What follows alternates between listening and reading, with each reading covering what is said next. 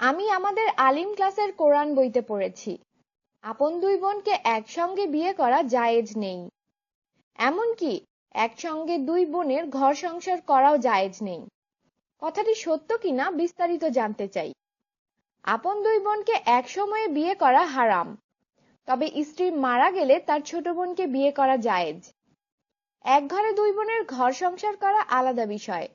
ভিন্ন ভিন্ন স্বামী নিয়ে দুই বোন এক ঘরে সাংসারিক জীবন চালাতে কোনো বাধা নেই, যদি না শরীয়তের কোনো খেলাফ হয়।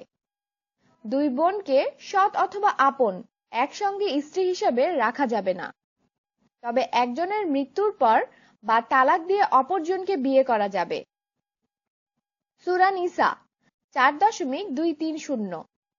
তোমাদের উপর হারাম করা হয়েছে তোমাদের মাতাদেরকে, তোমাদের মেয়েদেরকে, তোমাদের বোনদেরকে, তোমাদের ফুপুদেরকে, তোমাদের খালাদেরকে, ভাতিজিদেরকে, ভাগ্নিদেরকে, তোমাদের সেসব মাতাকে যারা তোমাদেরকে দুগ্ধ পান করিয়েছে, তোমাদের দুগ্ধ বোনেদেরকে, তোমাদের শাশুড়িদেরকে, তোমরা যেসব স্ত্রীর সাথে মিলিত হয়েছ সেসব স্ত্রীর অপর স্বামী থেকে যেসব কন্যা তোমাদের কোলে রয়েছে তাদেরকে। আর যদি তোমরা তাদের সাথে মিলিত না হয়ে থাকো তবে তোমাদের উপর কোনো পাপ নেই, এবং তোমাদের ঔরসজাত পুত্রদের স্ত্রীদেরকে এবং দুই বোনকে একত্র করা তোমাদের উপর হারাম করা হয়েছে। তবে অতীতে যা হয়ে গেছে তা ভিন্ন কথা।